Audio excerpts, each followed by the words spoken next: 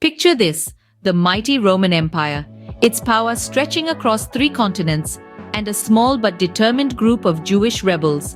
At the height of its glory, the Roman Empire was an imposing force.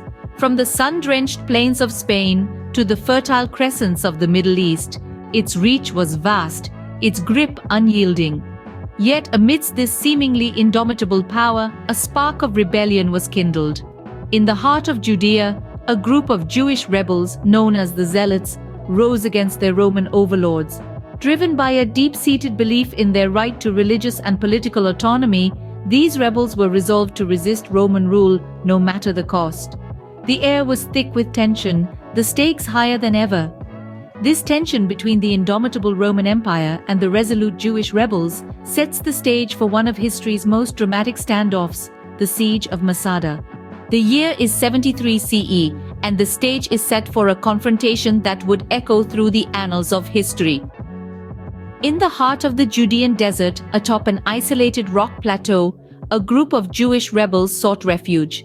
They were the Sicarii, zealots fleeing from the Roman destruction of Jerusalem. Their destination? Masada, a fortress of formidable strength and strategic location. Not long after, the Roman legions arrived, led by the determined Flavius Silva. 10,000 soldiers, auxiliaries, and slaves stood at the foot of Masada, their eyes set on the fortress that loomed above. The Romans, masters of siege warfare, knew that a direct assault was futile. So they decided to build a siege ramp, an engineering marvel of its time. Days turned into weeks, weeks into months. The construction of the ramp, made of compacted earth and timber, was a Herculean task, but the Romans were relentless, their determination matched only by the resolve of the Sicarii who watched from above, preparing for the inevitable. Finally, after several months, the Roman siege ramp was complete. With it, the Romans could bring their battering ram to bear against Masada's walls. The final assault was at hand. Inside the fortress, the Jewish rebels, led by Eleazar ben Yair, knew their situation was dire. Outnumbered and outmatched, they faced the might of the Roman Empire with grim determination. Yet they were not ready to surrender. Their resolve was unbroken, their spirits unyielding. On the eve of the final assault, Eleazar delivered a stirring speech. He urged his followers to choose a dignified death over a life of servitude. The Sicarii made their decision. They would not be captured. They would not be slaves. They would die free. As dawn broke, the Romans breached the fortress walls, expecting fierce resistance. Instead, they found silence. The Jewish rebels had chosen mass suicide over capitulation.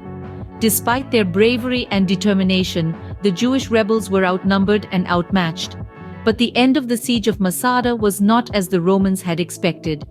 As the smoke cleared, the Romans expected to find a fortress full of defeated rebels. What they found instead was a scene of profound tragedy. The key event that marked the end of the siege of Masada was not a battle, but a mass suicide. The Jewish rebels, rather than surrendering to the Romans, chose to take their own lives. This act of defiance turned the Roman victory into a hollow triumph.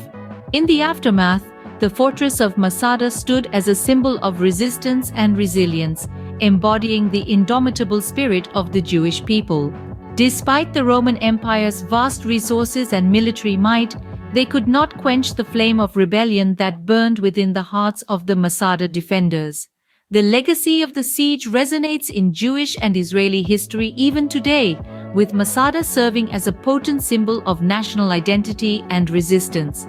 The Siege of Masada, a testament to the indomitable spirit of a people and a stark reminder of the brutal might of the Roman Empire, continues to echo through history, its lessons as relevant today as they were over 2 millennia ago.